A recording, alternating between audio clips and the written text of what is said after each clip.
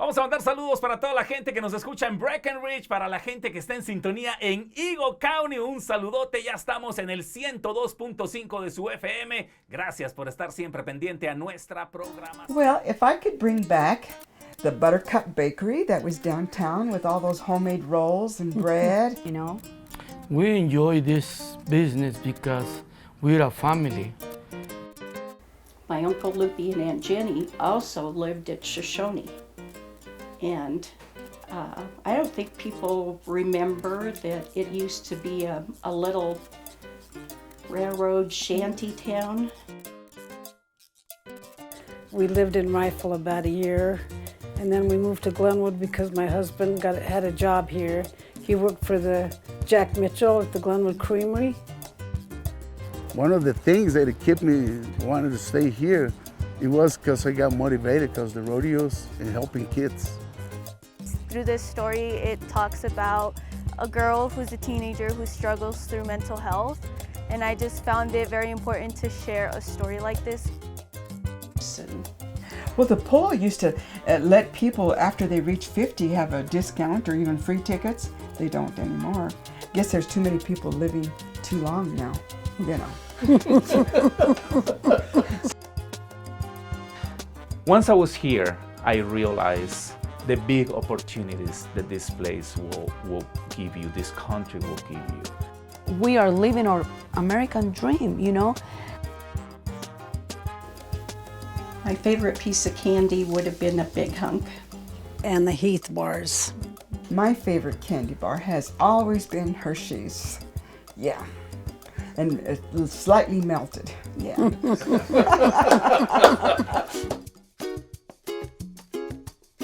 I'm Flora Lopez. My name is Amelia Dominguez. And I'm Anita Cruz Moulton. Well, if I could bring back the Buttercup Bakery that was downtown with all those homemade rolls and bread and the Zanellas, they were so nice. And Mr. Mitchell at the creamery, the kids would go after school and have ice cream cones down there. And he was a very nice man. He'd deliver milk. And I remember that Buster Brown that had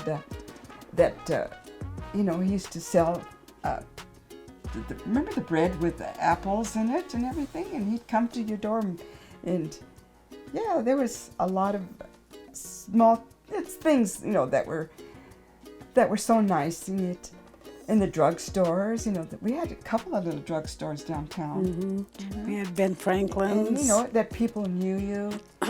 And the gamble store, you know, and now, you know, didn't have those big old stores that nobody knows you and people come and go all the time. People used to know each other. We had Ben Franklin's downtown, JCPenney downtown on Main Street. Yeah, what I would love to have back is like the bowling alley, the theaters. If I could bring anything back, it would probably be Hubbard's grocery store, because they had this huge barrel of candy. And 10 cents was a big thing. You could buy a lot with it. Oh, yeah. And big candy bar, yeah. I would like that smallness again. When we first moved here, they used to serve the strawberries down at the courthouse, in front of the courthouse, and they had cake with the ice cream, strawberries. What was the occasion that we would have trout in the big basins in the street, and kids would try and catch them, and when they drop ping pong balls out of the sky, and those were the days. I think Strawberry Days is when they dropped the ping pong balls. That was one of the things. Yeah. Ski Spree used to be a much bigger thing. Tell us about it. Oh, Ski Spree. My son used to love Ski Spree. In fact, we even had to buy a trampoline so he could practice doing the flip things and everything, yeah. And they used to have contests where they do obstacle courses and they'd have just lots of things at Ski Spree. Queen contests, yeah. Yeah. They had a lot of fun things. Where they used to have horses pull the skiers. Yeah. That was something to watch.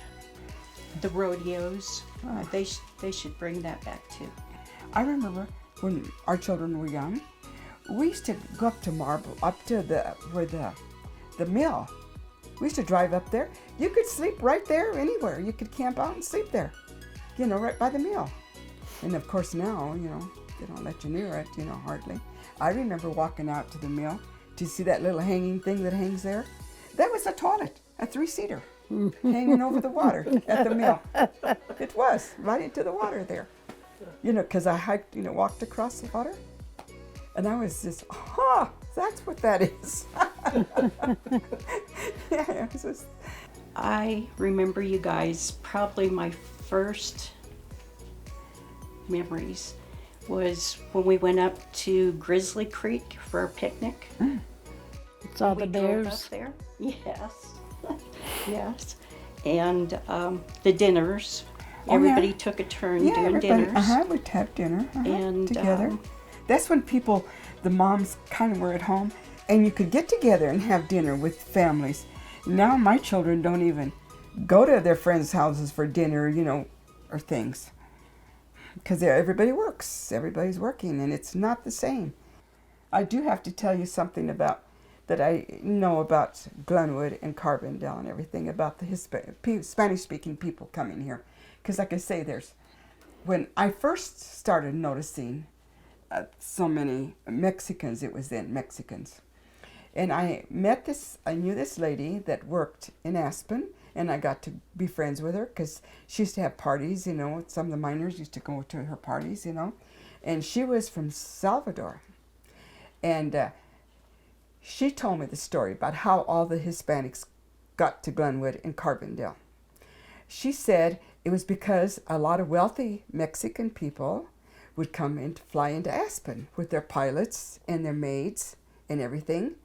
And so their maids and their pilots and their people that worked for them noticed that there was a lot of work here. So they went home and told all their relatives. And that's when all these Mexican people came because to work. And that's what started. That's what all the Mexicans came for. And then the people from Salvador came.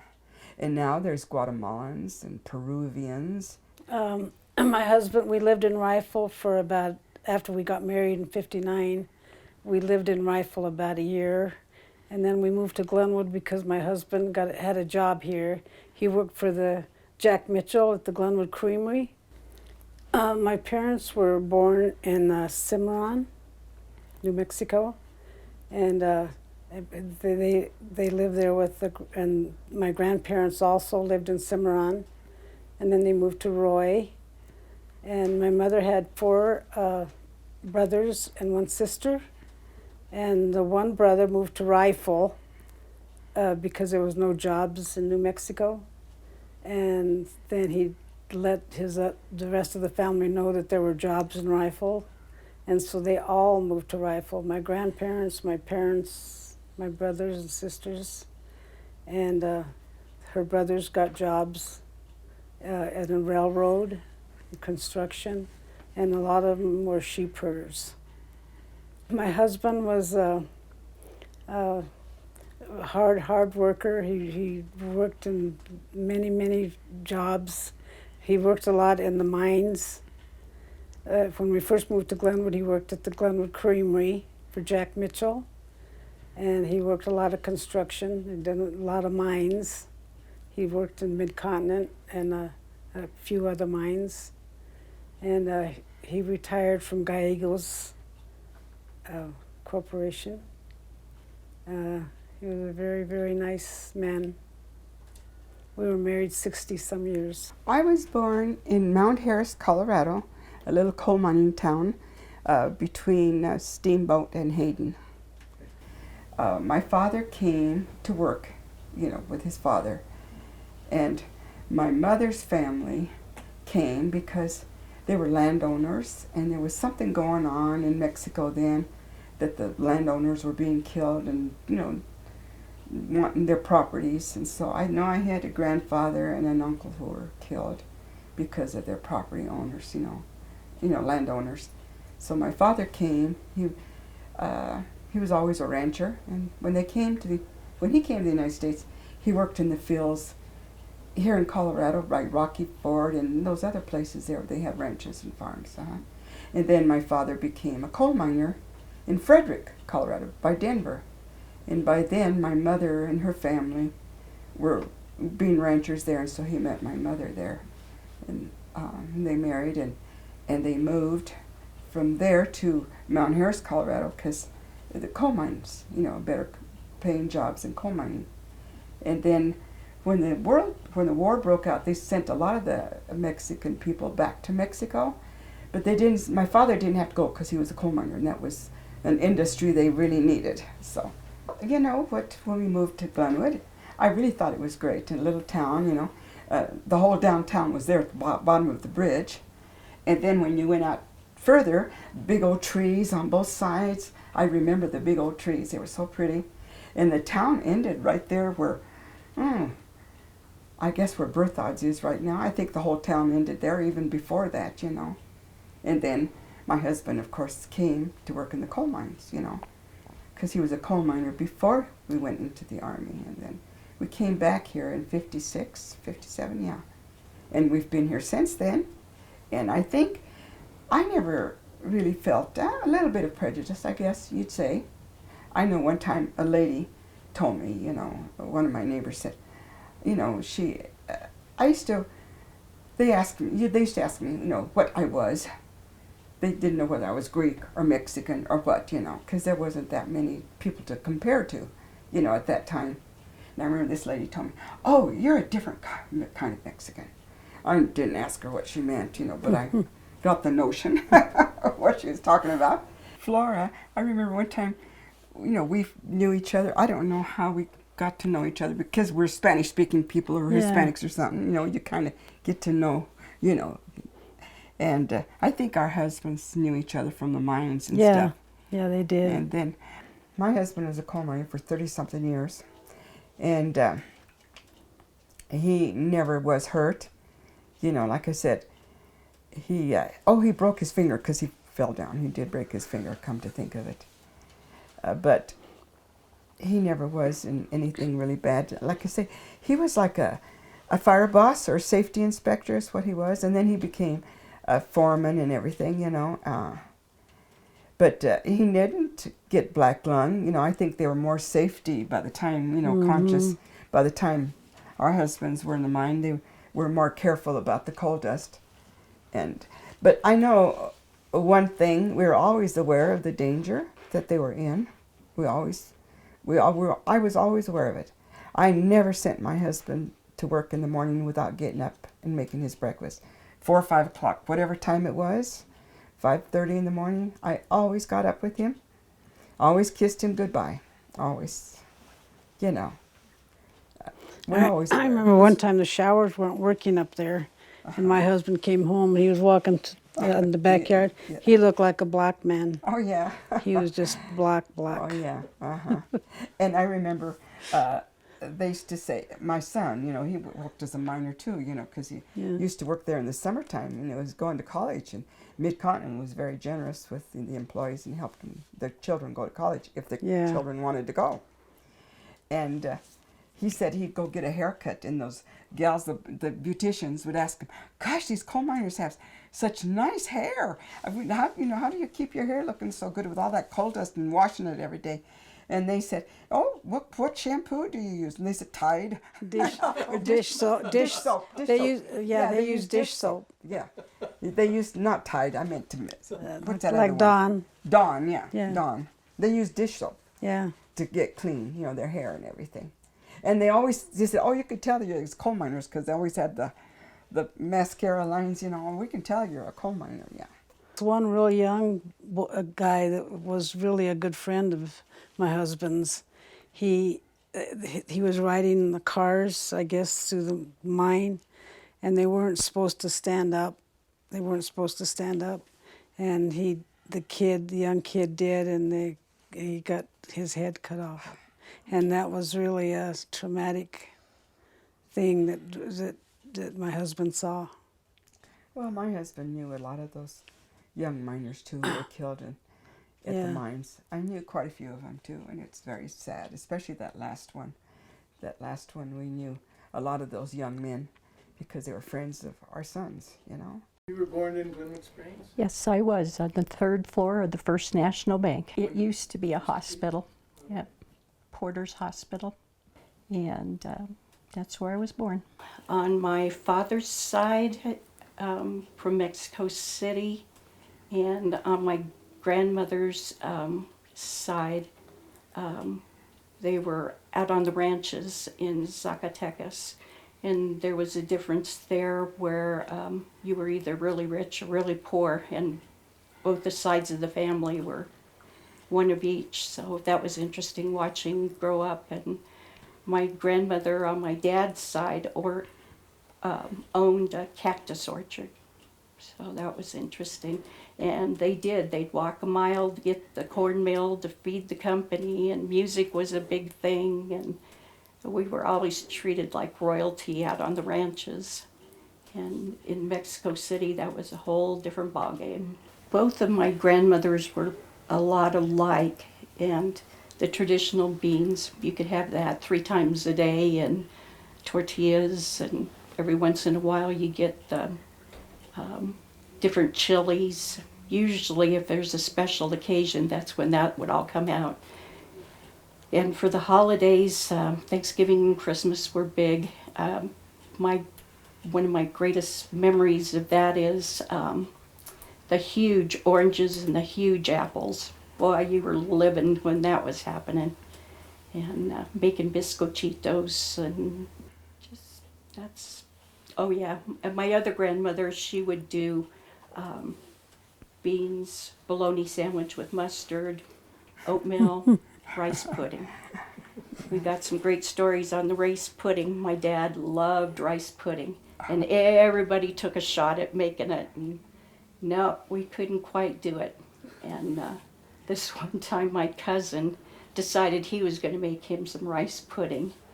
And about 3 pots later, from adding and taking out stuff, and he didn't have the secret recipe either. So, my very first job was babysitting for 50 cents an hour, the whole neighborhood's kids. And I'm talking probably 8 kids at a time. I'm surprised I have any hair left. But I enjoy kids. I really do. And that's probably one of the reasons I ended up in my career eventually with kids. But after I did babysitting, Ernie Jerboz called my dad and asked me if I would go to work for him. And I had just accepted a job with Mountain Bell, where I spent 11 years. And then after they closed, I thought I better check it out and make sure that I'm in the right field of what I want to do. So I worked for my dad for a couple years, and I worked for little companies doing computer programs, and then I went to work for the U.S. Forest Service. I spent my whole entire career on the White River. I went in as a clerk typist, and I ended as a purchasing agent. And probably my favorite thing with the Forest Service is I put together programs.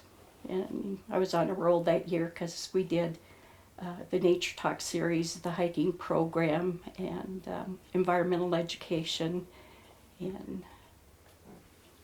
taking 120 people camping every year was quite interesting. I loved it.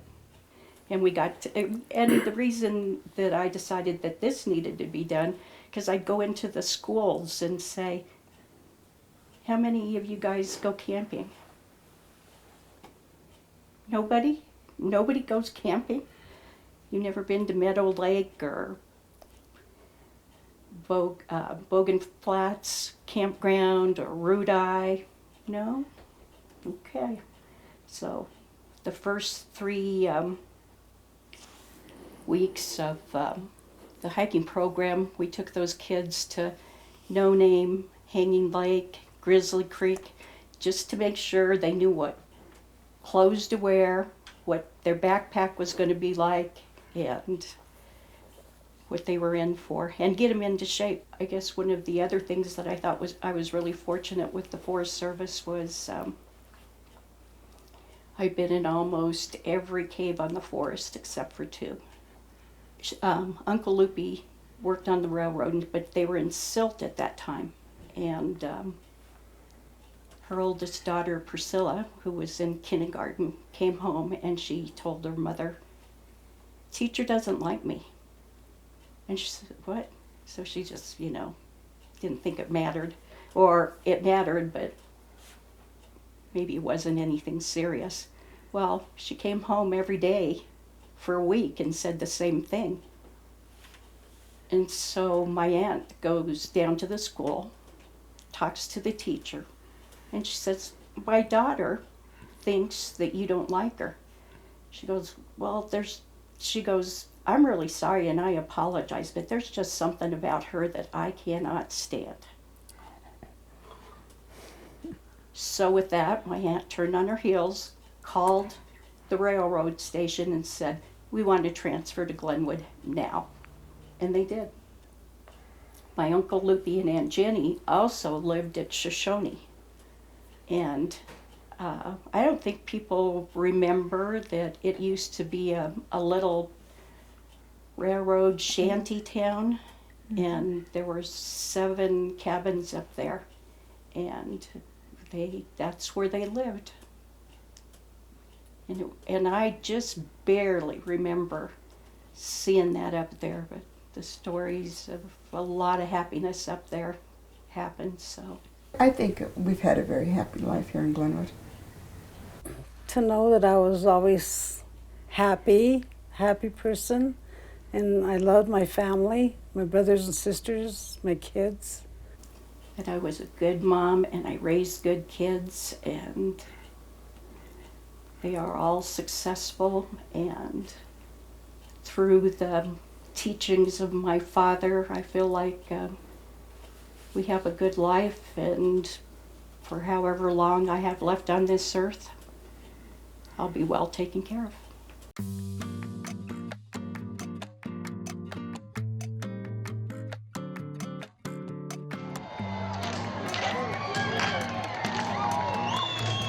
Can you imagine the truth?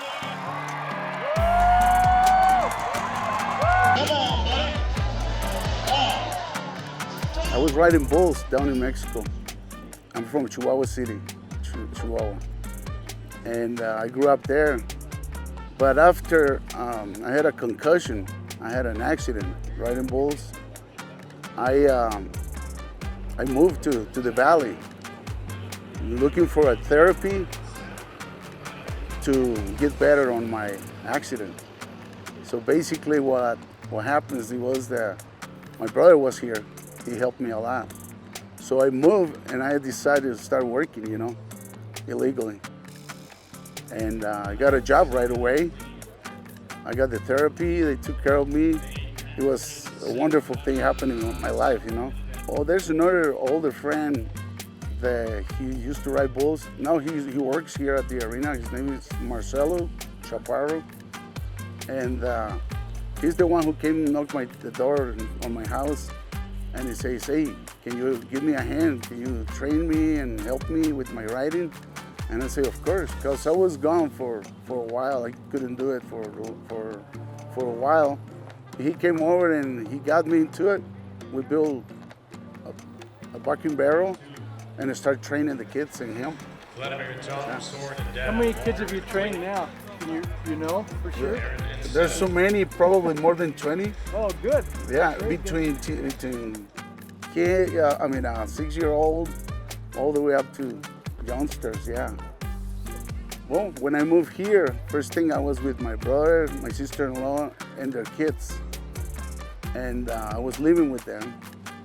I went to work where he works, and I started training, working, doing exercise to recover myself, therapy and all that. Then I started working construction. I started meeting people. I was supposed to be here only for 2 years. I ended up staying here. I got to meet my wife. We've been almost 25 years married. happy, very happy. One of the things that kept me wanting to stay here, it was because I got motivated because the rodeos and helping kids. The purpose of helping the kids, it was because some of the kids, they're not doing good in school. They don't have a good relationship with their families. So when they ask me, hey, can you teach me how to ride bulls or steers? I say, yeah, but I need to talk to your parents first. After I talk to your parents, we'll talk. So basically I talk to them, I say, hey, I want to be your mentor. I want you to stay out of trouble. If you want to ride bulls, that's the easiest things for me to do. And in order that you can help your parents do good in schools, help your brother or your little sister, and that's gonna work. Which just about everyone, they did it, you know, I mean, they changed. Some kids, they're still in school. I mean, I'm happy for them, you know. That was my purpose, you know, this beautiful area, you know. It's been like, I always love hiking and stuff like that, and I really enjoy it. I mean, going everywhere in the valley, hiking many places. I probably like 13 places I hiked before. I haven't done it this year because I'm so busy working, but this is one of the things that I love it. I mean, it's beautiful, the life, the wildlife, all the rodeos. Yeah, I mean, it's incredible, amazing. If I ever move, I'm gonna miss everything. You know, it's gonna make me cry. Yeah.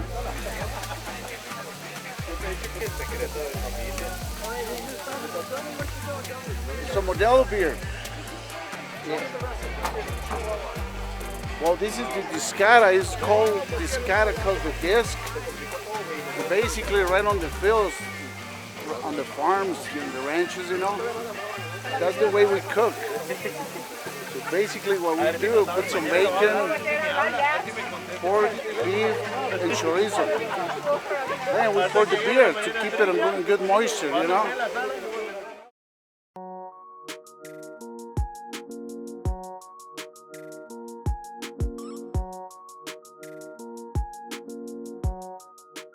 This book is a project that I did for high school. It was part of my capstone, and it is very important to me because through this story it talks about a girl who's a teenager who struggles through mental health. And I just found it very important to share a story like this because as a teen here in the community, I feel like we're not advocated for our mental health, so it's not really seen about people talking about it or, you know, sharing resources. And I know that there has been several teen suicides in the past months, so I just really wanted to share something that all teens can relate to who are going through a struggle with their mental health. Well, 3 points is, 1, the biggest message is that it's okay to not be okay because a lot of people do struggle. And the second point would be that as teens, I want them to be able to be comfortable in order to ask for help because it's not really seen. And like the third point is just, you know, I wanted people to be able to relate to the book because as someone who struggled with their mental health, I knew that if I asked for help, it was very hard just because I thought that a lot of people would tell me that I was doing it for attention and that, you know, I wasn't really struggling. But I know for a fact that I've had people in my life who had struggled, but they just never reached out because as teens in today's society, a lot of people just kind of push that away and say, you're doing it for attention, you know, it's not really happening to you, but you never know. So I want people to not judge people right off the bat and actually get to know them, to know that they're struggling if they need help. I did write a list of resources in my book at the very end. There's the Aspen Hope Center, there's Mind Springs, and there is 2 more. There's a national hotline that many teens can access just by simply calling or sending a text. I like the community that's here. There's many diverse communities here, and as part of the Latinx community, I feel like, you know, there's a lot of people here that are part of this community that are like helpful, and I just like how everybody knows everybody, and even if you don't know everybody, like you get to meet new people through like new experiences. Well, I'm from Guatemala, this little town in the Pacific coast of Guatemala named Tiquizate. Very hot, very hot. I was born in 1974, and we are 7 in my family. We are 7, and I'm the youngest one. My first land in United States, it was California, Los Angeles, but I was there just for a few months, and my sister moved here. She quit her job in Houston, Texas, because they used to come here all the time, and she loved the place. She loved Aspen and the whole scenery, I guess, and so she was here. And since I'm the youngest one and she's the oldest one, hey, you have to move here. You have to come here. I didn't want to because I have like this little girlfriend back in LA. But my sister one day called me and she's like, I got you airplane ticket. I'm gonna pick you up at the Denver airport. And I'm like, okay, I guess I have to go, right? And that's how I end up here. I got here in June 1991. Woo! Starting in Guatemala. That was my beginning of broadcasting deal. I used to record commercials in Guatemala for this small radio in my hometown, and I literally loved it. And that's how I started in Guatemala. So I got that idea. When I came here, of course, I was forced to look for a real job. I was working. I did all kinds of jobs. I did bread delivery for a company in Aspen. I work at several places, but always in my head I have that I want to do something. I want to do something different. I want to do something else. And that was just like kind of the bridge to give me the money and to pay my bills. But one day I was just searching on the radio to see what I can hear, and I hear this voice in Spanish. That was on Monday, like around 10 at night, and I hear this guy talking. I guess he was doing like his second, third show on that radio. It was KJX in Aspen. And so I start listening, and then they, okay, well, we have to go, we'll see you next Monday. Man, I count the hours, minutes, and seconds for the next show on Monday, because that was something that I really like, and I want to be part of it, right? So here it comes next Monday, and I was like right there, 8 o'clock, waiting for that guy to start talking. So when he talked, he literally said, we are KJAX and we are located in this ABC Aspen. And I'm like, oh, I live in ABC. So I literally start walking all around ABC at 9:30 p.m., just walking around until I see this window with a guy talking. I'm like, that's the radio station. So I went and knocked on the door, and it was him and his wife only in there. And I'm like, hey, can I help you? I like what you're doing. Can I help you? And they were like, yeah, we can use some help. I mean, so I start answering phones, and I mean, that was my whole world. I mean, the whole week I work just thinking, Monday is coming. I have to be there. I have to do this. And I did it for many years. Before I was just doing answering phones and looking into the list of songs that they have available, right? And they have these tapes that you have to kind of put on the on tape player and just listen to the song. Okay, rewind and put it right on the place so they can play it. So I just pass the note and say, okay, they want this song, and here's the tape, the song is ready, right? So that's what I was doing. But when they left, they leave me with another lady, another girl that it's my good friend as of right now, still my really good friend. And she was helping me. So she was doing all the taping thing, and I was on the microphone. And that was in United States. That was my first time in the microphone. And after that, it was just growing. My passion was just growing and growing and growing. And I knew this is what I want to do.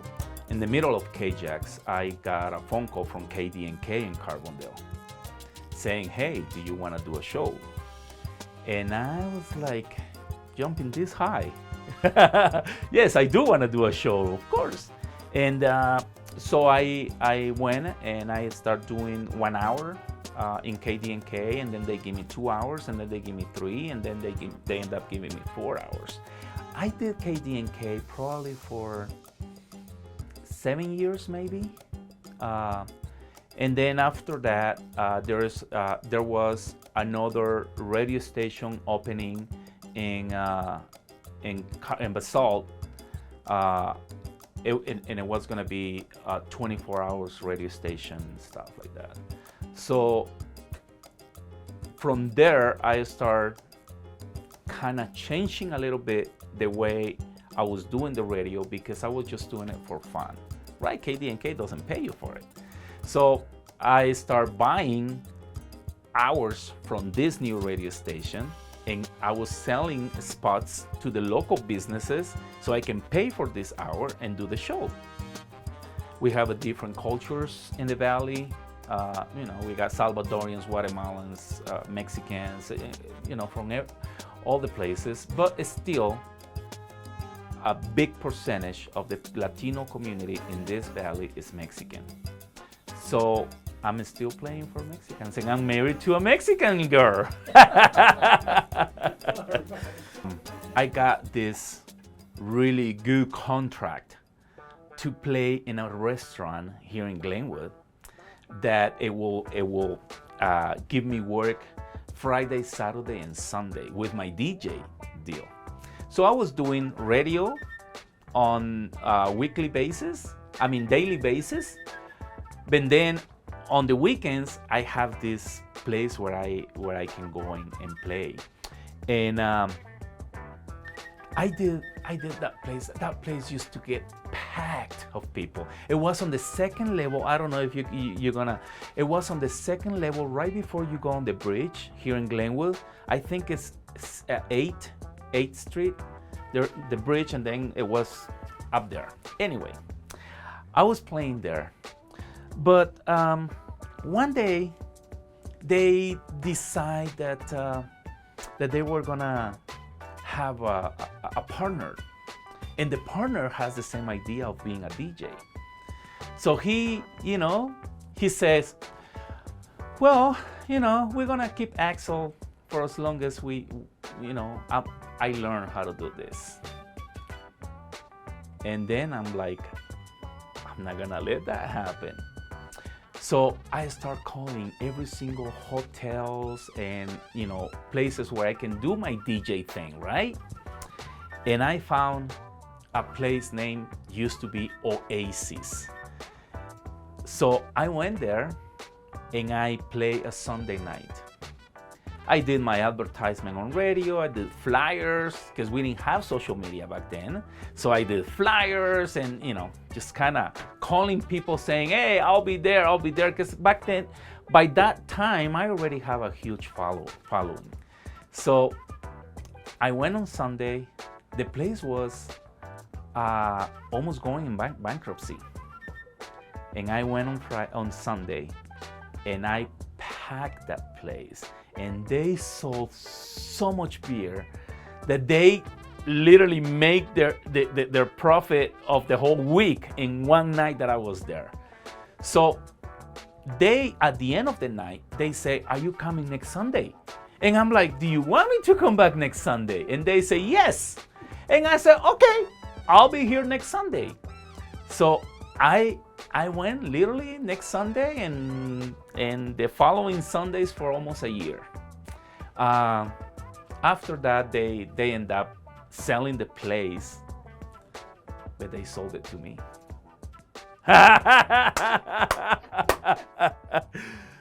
Yeah. So they sold the place to me and my family, and I bought the place. And I was doing Friday, Saturday, Sunday, DJ and bringing bands and everything. It was the biggest place, and you know, we have one different band every weekend, and we used to pack that place. We did it for 10 years until recession showed up on 2008. You know, things start going down and down and down, and we end up selling the place. But that was one of the most amazing things that happened in my life. For the last 15 years, I've been in front of this radio station, La Nueva Mix.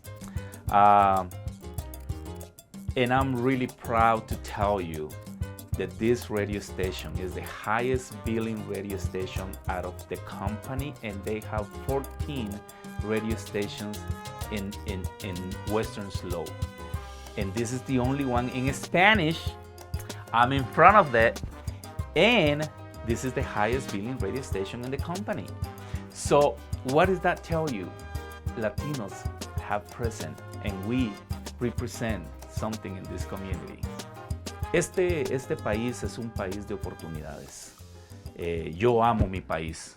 Yo estoy enamorado de Guatemala. Pero este país me ha dado lo que mi país no me pudo dar. Y para las personas que vienen, las nuevas generaciones que están aquí, que de repente no saben qué es pasar penas o pasar necesidades, tienen que aprovechar las oportunidades que ahora hay. Antes era muy difícil, ahora es un poco más fácil, pero tienes que tener pasión por lo que haces, tienes que ponerle empeño, tienes que dedicarte para poder ser alguien en esta vida. De lo contrario, pues bueno, ahí pasarás. Hay muchas personas que vienen a los Estados Unidos, no hablan inglés, no hablan el idioma, no tienen documentos y logran hacer algo en este país. Y para las nuevas generaciones que tienen documentos, que tienen el idioma y no hacen nada, yo creo que la gente que está haciendo cosas y la gente que está creciendo sin tener el idioma, sin tener los documentos y con muchos compromisos, hijos, familia, yo creo que esa gente tiene que ser tu inspiración. La gente que sí está haciendo algo tiene que ser tu inspiración. Así es de que si tú estás viendo esto, yo creo que tienes mucho de dónde agarrar inspiración para ser grande y engrandecer más este lugar que nos ha dado mucho a todos. I think that this country, it's a country of opportunities. It's up to you if you want to take the opportunities or not.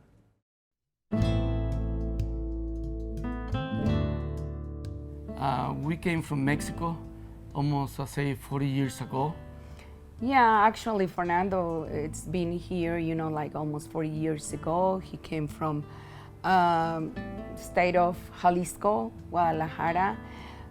Me later, you know, I will say, I'm going to be here 30 years, you know, so we both met in California. We got married in California, and then, you know, we started a family over there. Our two oldest kids are from California. Then we decided to move to Missouri. When we get to Missouri, I was working for a Lexus dealer in Volvo. I was a specialist over there. But normally there's the hailstorms, and one of the guys that went to do the kind of work over there brought me here. So to start learning how to repair the hail damage. Once I get here, I saw a good opportunity, and so I say, I guess I'm gonna start here, my own business, our own business. By that time, it wasn't easy because my family was in Missouri. I started working first of all mobile with like a bin with a plastic tin. That's the way I was working in the car dealer's lot for almost 7 years. It's the way I did it, and that made me very strong because every day, and no matter how it was, hard, hot or cold. Like in the winter, I was there. People, they were kind of surprised how I was working outside when it was snowing with my tent and do this kind of work. Just was light work, not heavy like right now, but that's what I was doing in the winter. And then in the summer, it was so hot, but I was doing it. Sometimes many times I cry because the wind doesn't let me work, because blow out all my stuff, my material, damage my job, sitting in the snow. It was so cold that I couldn't go fast, and I was really, really frustrated. But I say, I guess I gotta keep going. I was like 14 years old. And my plan was working like a dentist. Dental. I mean, Dentist. dentist. Now he's a dentist for the cars. Yeah, God, I was working on that, but I mean, not working. I went for school to be doing it, but at that time, my dad get the, well, I don't know how he got the idea, but anyway, he had it, I think it's a nephew, that he know how to repair cars, but he didn't have a shop. So my dad borrowed the tools, rented a place, and after that, so he was teaching us. That's how we started right there when we were 14 years old. But then after that, so For him to be out of trouble. to be, yes, right, and that keep us busy, and like I like it, doing like trying learn how to do the penis dent removal, but at the same time, what I know, what I've been doing since I was 14 years old, collision repair. So for me, it's easy because over there we were doing it Mexico, like restore parts, not replace. For in here, so more easy for me to restore and replace. So I know that for how to do it either way. That's how I can help customers to help with their vehicles that other people doesn't want to do it because they're sometimes really, really big jobs. But let me tell you something. I remember the first van that he started. It was a long van and it had a lot of chips. And I remember the kids, we have 3 kids, so the kids, the 5 of us, we kind of like make it nice, look nice, So we did kind of like a paint chip and all these chips, And I can picture the kids, being younger and start doing little paint, the little chips on that van. And that's when he started. That van was really, really It was an old one. beat up because I couldn't open the back door. But was a lot of memories with that one because that van not just was my transport, was my hotel. Because I couldn't afford it for the hotel. So was my shop, was everything. I was sleeping in that for, I guess, a year or more than that. I was here living in Glenwood, but at mobile I was working for Montrose. Yeah. And then there was Grand Junction. And Grand Silverthorne. Junction, and then go to Rifle. But one of the hard part too, and it's scary, and I think thanks God that I'm still alive, is to Silverthorne. Silverthorne? Yeah, because driving up in the mountains and then coming in when was the snow and the storm with pulling trailer. So sometimes like I say, Christ, I couldn't do this work no more. I can. But I said, no, yes, I have to go, keep going. Am I gonna do it? So I guess it's when I look back, I understand how God Love us. made possible to have this business. Yeah. Once I start making some money, and then I got a place. But I keep the place, and I still keep mobile. And to get the point that I got enough customers to pay the bills and rent where I was. So it's when I started to slow down in mobile. And it's when my family decided to come over because I can afford it, get a rent a house. Because I was here for almost 6 years by myself, and my family was in Missouri. It's not been easy, no. It's not been a journey, an easy journey, It's like me. I didn't know anything about QuickBooks. I have to learn, I was a mom, so I have to learn, I have to go to the CMC and take some QuickBook classes a couple times because the first time I didn't get anything, So I learned, step by step, And now, like I said, our oldest one, she helped me in the office and she's, going for accounting, which it is a joy for me, you know. It's just a blessing, It's not easy. It's not easy, especially when you are your own boss, your own boss and all that, but it's easy. And me, myself, I just feel like this country is giving us so much, For me, it is a blessing to be here. I have the opportunity to come here 30 years ago, learn the language, and then start your own family and start your own business.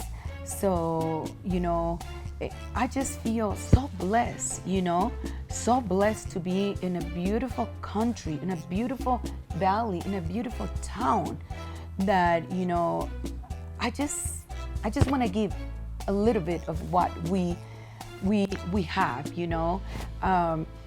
A few years ago, we had, we completely lost our house, through a fire. And we just ended with what we were wearing. And it was a couple weeks before Christmas. And it was hard. It was very hard. And when I told Fernando we don't have anything, and he just did this, and he said, with these hands, we built what we have. With these hands, we're going to start again. This is a family business, and sometimes not easy because she saw how sometimes when I'm tired or she kind of depressed. And sometimes it's me because I hear. But anyway, we are together. And also we got a dog that is like almost like the doorbell. Once gets a customer, every time gets a customer here, he bark and gets closer and move the tail and bark until he got into the office and then quiet. It's been a journey, let me tell you. It has been a journey. I just look outside and look at the beautiful place that we live. And I just feel like, God gave us this blessing and that we have to take it. It's not easy. It's not been easy. But what I love about what I do, it's meeting people. It's meeting new people, It's like we have customers from all over. What I'm encouraging young people, it's like, just follow your dreams. Find out what do you really like, first of all. If you like working, Absolutely. If it's cars or go to school, but always, first of all, look what he liked to do. Like I said, we came as many other people, illegal, and God gave us the opportunity to work through our citizenship and everything, and that's what I'm saying. That's what my husband said. We are living our American dream, We have the opportunity, and that everybody does when you really work. And that's what I'm telling kids, You have the opportunity to go to college. Go to college. You don't like school? There is so many things that you can do, But work hard. Follow your dreams, Just don't say, I can't.